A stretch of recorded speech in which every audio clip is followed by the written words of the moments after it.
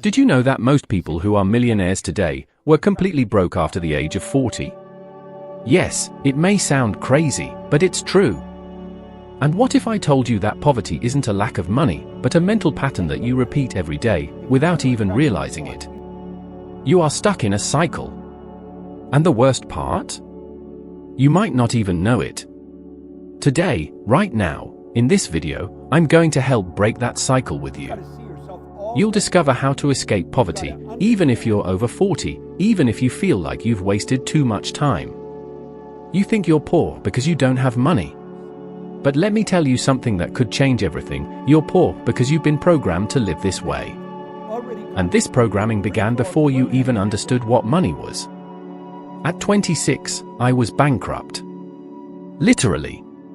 Working dead-end jobs, with more debt than I could count. My self-esteem was nearly non-existent. I felt incapable. And the strangest thing? I wasn't lazy. I worked hard. But all I earned slipped through my fingers. It wasn't until I had the idea of mental paradigms that everything started to make sense. Paradigms are like invisible operating systems that control your decisions, your emotions, and your actions. And these systems were installed in your mind without your permission. Have you ever been afraid to invest? Have you tried saving money and failed? Have you ever started something new, got excited, and then quit? Have you been afraid to invest because you found out you could lose everything? These behaviors aren't a lack of discipline. They're the result of what has been implanted in you. And until you change this foundation, no course, no job, no end-of-year bonus is going to get you out of your situation. Once, I met a man who was 52 years old at one of my seminars in Atlanta. He was exhausted. He had spent his entire life saying, "I can't spend on that, that's not for me, I'll never have that standard of living." When he finished telling me his story, I looked him in the eye and asked, "Have you ever allowed yourself to be rich?" He fell silent. And then he started to cry. The truth is, most people don't even allow themselves to dream. They live life as if wealth is an exclusive club, reserved for only a few chosen ones. But listen to this, your external reality is simply a reflection of what's programmed inside you. If you believe you deserve just a little, you'll accept just a little. If you believe that money is dirty, you'll deliberately repel any opportunity to prosper. Here's a practical example. How many times have you received extra money, or a bonus, a commission, a refund, and then, just a few days later, that amount disappeared? You spent it on unnecessary things, or some unexpected event came up, right? That's your paradigm adjusting your reality to what you believe you deserve. I remember one month when I closed my first big contracts. I earned more in 1 week than I had in the previous 6 months. And do you know what happened? I almost lost it all the following month. I started spending, taking unnecessary risks, without any planning. Because deep down, I still didn't believe I was that successful man. My mindset was still that of the broke Bob Proctor. And until I reshaped that internal image, success would always be temporary. Therefore, the first step to getting out of poverty, and this step is non-negotiable, is to reprogram your mind. How do you do that? 1. Start by identifying the phrases you repeat about money. Write them down. Read them out loud. You will be surprised by the amount of mental garbage you carry. 2. Deliberately choose a new set of beliefs. I am worthy of wealth. I have the wisdom to thrive. I create new sources of income with ease. 3. Reinforce this by thinking about it every day, in the morning and before you sleep. This is when your mind is most receptive. Now, you might be thinking, "But Bob, is that it?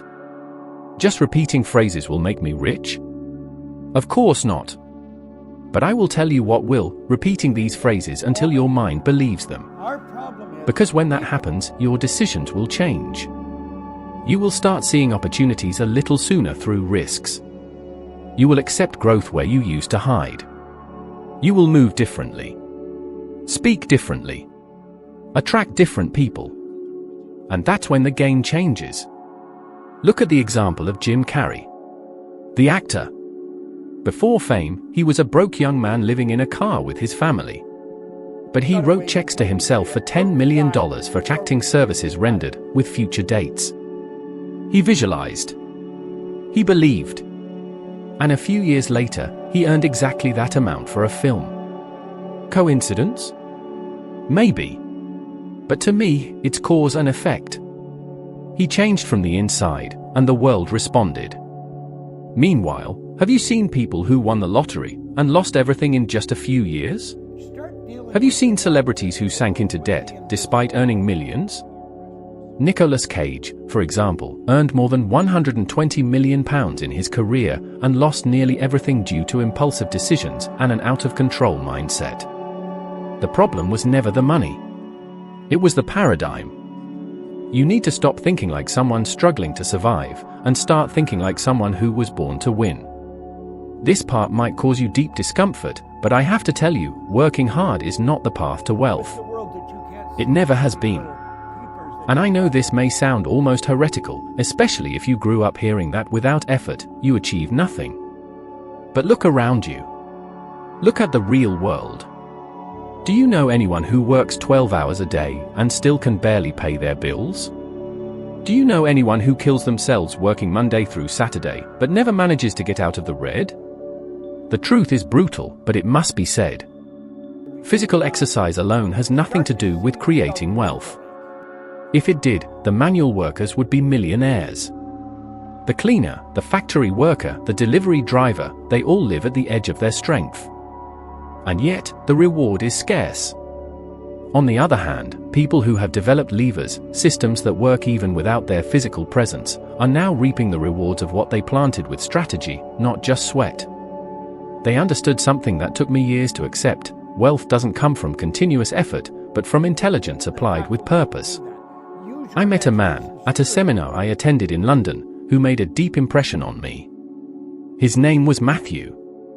He was 47 years old, the father of 3 children, and worked as a school bus driver and night security guard. He slept in short intervals, ate whatever he could, and lived exhausted all the time. When we were talking, he said something that shattered me inside: "Bob, my children will remember me as an absent father, even though I gave everything I had." And it was then that I asked him a question that changed his life: are you using the little time you have to break free from this cycle, or just to rest from its weight? Silence. He understood. He realized he was trapped. That his rest was actually part of the prison. The following week, he started studying digital marketing with an old mobile phone and public internet. 6 months later, he launched a simple product, an e-book on property security. 2 years later, he left both his jobs. He stopped selling his time. He started creating opportunities. This is what it's all about. You weren't made to trade your time for money until you die. You were made to create. To think. To serve the world with something that transcends your physical strength. Now tell me, how many hours a week do you spend building something of your own? How many hours do you spend on your phone watching videos, scrolling through social media, and how many hours do you invest in learning how to sell, invest, scale? Here comes another trap: the fear of complexity. You might be thinking, but I don't know anything about business. I'm not good with the internet. I've never started a business. Let me tell you a secret: nobody is born knowing. I myself, when I started my first business, I didn't know anything. I only had one truth: I needed to get out of the situation I was in. And that pain turned into action. I read books until late at night. I called people who didn't know me. I heard no after no, but I kept going. Because I knew, as long as I kept selling my time would be worth less every year. And that happens to most people. They spend 20, 30 years in the same job, and in the end, they're replaced by someone younger, cheaper, more adaptable. That's why hard work alone is not enough. You need to work smart. You need to learn how to use your free time as a tool for freedom, not as an escape route. You need to stop believing that someone will save you with a government, your boss, the next pay rise. I won't. No one will. Only you can decide to break this cycle. Want a real example? Singer Sia. Before fame, she worked as a waitress and lived with depression. But what changed her life wasn't hard work, it was the moment she decided to turn her pain into art and reinvent herself. She wrote songs that others recorded and earned royalties from them. Passive income. Freedom. Intelligence. Meanwhile, think about Mike Tyson. He earned hundreds of millions of dollars from boxing. He trained until his body bled. But without financial intelligence, without leverage, without management, he lost almost everything. Because effort without direction is just burnout. And even more, research from the Gallup Institute shows that 85% of people worldwide are dissatisfied with their jobs. They work just to survive. And the longer they spend in this prison, the more they lose the ability to dream. Now, I want you to stop for a moment and reflect. If you continue exactly as you are now, where will you be in 5 years? Close your eyes and imagine it. And if what you saw made you uncomfortable, then something needs to change. Now, create a plan. Start small. Learn something new. Build something of your own. And above all, stop believing that effort alone is enough. It's important, yes, but it's not enough. But it only works when it's directed with wisdom. True financial freedom begins when you decide to stop selling your physical strength and start selling your ideas, your results, your impact. You deserve more. But you need to decide. I need you to listen to what I'm about to say now with all the attention in the world. You don't need money to start creating passive income, you need a decision. Wealth? Most people live with the false idea that this is something only for those who are already rich, for those with large investments, or those who have inherited wealth. But that's a dangerous lie, and it's precisely because of believing in it that millions remain trapped in the cycle of scarcity until the end of their lives. Do you know why? Because they've learned to trade time for money. And only that. They work, they earn. They stop working, they stop earning. Now, tell me honestly, how much of your income would continue to come in if you became ill for 3 months? And if it lasted 6 months? And if you were fired tomorrow? Most people don't have a solid answer. And that's no coincidence, it's a direct reflection of a mental structure that has been shaped to keep you too busy to think about creating freedom. Passive income is when the money keeps coming in, even if you're no longer active. It seems magical, but it's mathematical. And more than that, it's strategic. I clearly remember the moment I understood this. I was still financially recovering, and I began to observe people who were making money while they slept. That's when the game changed for me. I stopped thinking only about how to make money and started thinking about how to make money work for me. How to build income sources that don't depend on my direct sweat. I started small. And that's how you should start too. Today, there are several ways to create passive income even with little or no money to start with. One of my students, Sarah, was a 42-year-old English teacher, earning a salary that barely covered her monthly expenses, around £7,500. She decided to record video lessons and post them on a free platform. At first, no one helped her. But she persisted. After 3 months, one of her videos went viral. Today, she receives a monthly income for lessons she recorded more than a year ago. And do you know what she told me once? Bob, I'm still teaching, but now I'm teaching even while I'm sleeping. That's freedom. And you can do the same. You can create a course, write an ebook, open an online store, invest in a dividend-paying fund. We can learn affiliate marketing, create a channel, build a community. But do you know why many don't do it? Because they're waiting for the right moment. We're waiting for time to open up. We're waiting for energy to spare. We're waiting for money to come in.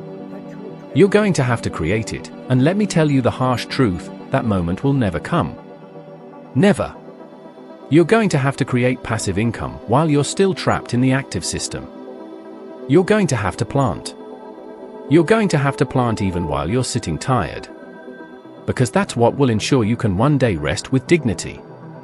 Now, listen to this. A study by Charles Schwab showed that 75% of first-generation millionaires built their wealth through multiple income sources, and most of them didn't require their constant active presence. Meanwhile, those who rely on just one source, one job, are always living on the edge of the cliff. They live their lives like walking on a tightrope, afraid that any gust of wind could knock everything down. Do you really want to put your future in the hands of a single salary?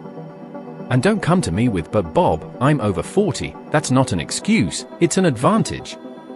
You've seen the world, made mistakes, and gained life experience. You know what you want, and more importantly, you know what you no longer want to live. You just need to act with intention. Remember when I talked about creating levers? Think with me. You could write an ebook that will be sold for years. You could set up an online mentoring program based on your experience. We can learn about stocks that pay monthly dividends. You can automate a digital store. You don't need much. You need consistency, of course, and most importantly, the decision to move from survival mode to building mode. Now, if you're still unsure if this really works, let me tell you about someone who ignored this principle. MC Hammer, one of the biggest stars of the 90s. He earned millions, but spent it all. No passive income source was set up. He lived off shows, contracts, and exposure. When the fame ended, everything ended. He went bankrupt. Why? Because all his wealth depended on his personal presence. And personal presence has limits. But when you create systems, products, assets, they keep working for you, even when you're not present. So let me ask you an honest question. If you died today, what of your income would continue to generate benefits for your family tomorrow? If the answer is nothing, then it's time to change that. And quickly. Passive income is not a luxury. It's a shield. It's protection. It's the only real way to achieve financial freedom. You don't need to be a millionaire to start. But you need to start to become a millionaire. And the best time to do it is now. You might have the best idea in the world. You might have talent, experience, connections. But if the fear of failure is controlling your mind, none of that will matter. And I say this with pain in my heart, because I've seen this happen with hundreds of people. People who had everything in their hands, but froze. They didn't move forward. They hid. And the saddest part is, they still carry the guilt of not having chosen. But the truth is, fear doesn't come with you. You learn it. And it gets reinforced. From a young age, you hear that making mistakes is shameful. That failing is a disgrace. That so-and-so tried to open a business and lost everything. That a fixed job is better, it's safer. And then you grow up with an invisible code in your head, better not to risk. Better not to dream big. Better not to step out of line. And that code becomes your prison. Let me tell you something that happened to me, and it was one of the biggest shocks of my life. In the early days of my journey as a mentor, I prepared a consulting proposal for a business group in Chicago. I had trained for days. I was ready. But when I finished the presentation, the leader of the table looked at me with disdain and said, "Are you kidding? This is way too basic. You're not cut out for this." At that moment, I felt my whole body freeze. I left the room devastated. I got on the plane back home in silence, looking out of the window, wondering if all of this was a mistake.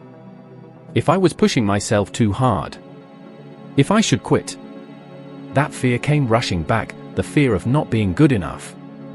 But the next day, I decided to do the opposite of what most would do. I rewrote the entire proposal. I studied even more. And I called again. I went back to them. You know what happened? I signed the contract. The same leader came to apologize to me personally. He said, "What you've brought now is exactly what we need." Do you know why I tell you this? Because you, too, have stopped at the first no. You've retreated because of fear of criticism. Fear of looking foolish. Fear of exposing yourself. And every time you do this, you give a part of your future into the hands of fear. How many opportunities have you let pass by? How many ideas have you buried before you even tried?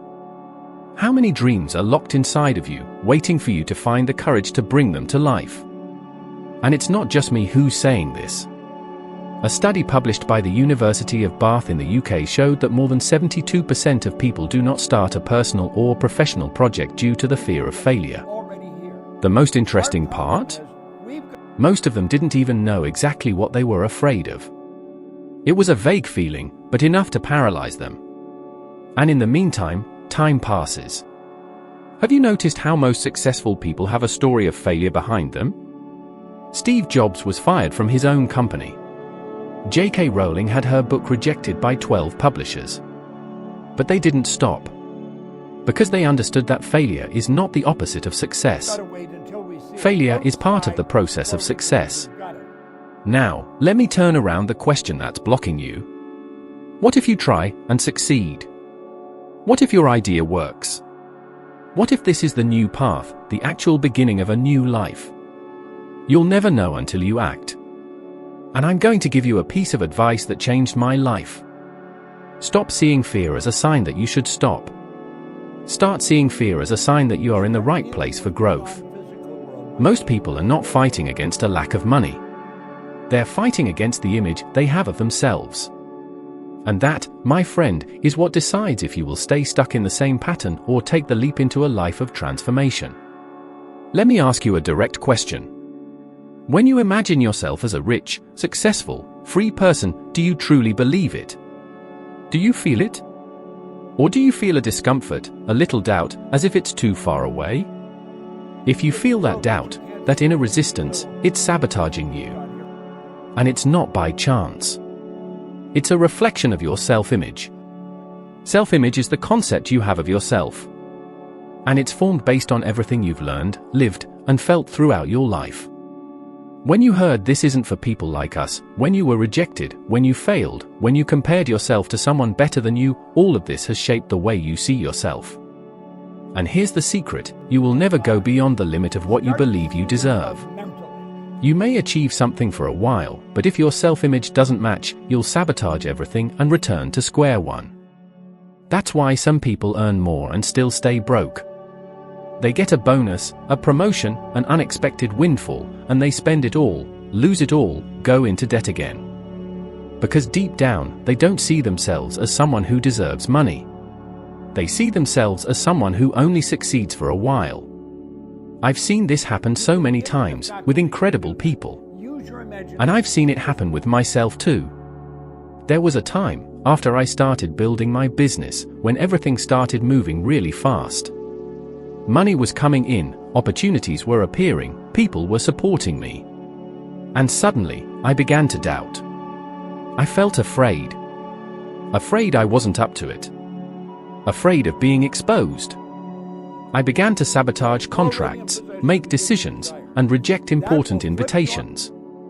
At that time, I was earning about £2,800,000 per month, which is roughly equivalent to $350,000. And the opportunities one missed were worth over £6 million, around $720,000. But all of this was on the brink of being destroyed because I couldn't believe I deserved that success.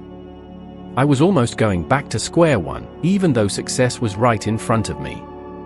One day, while sitting alone, I wrote a question on a piece of paper: who do I think I am to deserve all of this? The answer came straight away: I am the same man who was bankrupt, lost, isolated. In that moment, I understood, my self-image was still that of the broken Bob Proctor. I was still the man who struggled to pay bills, the man who hadn't lost his dignity as a leader. And if I didn't change this, I'd lose everything again. Real change doesn't begin with actions.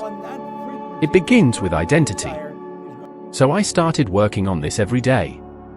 I wrote down who I wanted to be. I read it out loud. I saw myself in that position. I closed my eyes and visualized the house, the office, the people around me, the clothes I wore, the places I spoke, the expression on my face. And I repeated this every day until I became that person on the inside. Only then did the world begin to reflect what I already was internally. Now, answer me honestly. When you look in the mirror, do you see someone prosperous? Do you treat yourself as someone valuable? Do you take care of what goes into your mind, just as you take care of what goes into your body? Because the way you see yourself defines how you age. And how you age defines what you achieve. A study from Stanford University, conducted by behavioral neuroscience researchers, showed that people with high financial self-esteem, meaning they saw themselves as organized, capable, and deserving of wealth, had a 67% higher chance of saving, investing, and seeking continuous growth, even with low initial incomes, around £3,000. It wasn't about how much they earned, it was about how they saw themselves. At the same time, there are people who earn a fortune, around £60,000, yet continue to live as if they are poor. Because deep down, they still feel like imposters. And I know that perhaps you are there right now, trying to change your financial life. Studying, working hard, doing everything right. But deep inside, you still see yourself as someone who is trying to improve, not as someone who is already better. You are not a prisoner of your current reality, you are a prisoner of the image you hold of yourself. Change that image, and everything around you will start to transform. Money, opportunities, the right people, everything will begin to gravitate towards you when you consciously decide to take control of your mind. Now, if this content has touched you, if it made you reflect, feel, or even see something that was hidden inside you, then you've already taken the first step. But the journey doesn't stop here. Watch the next video that's showing on your screen.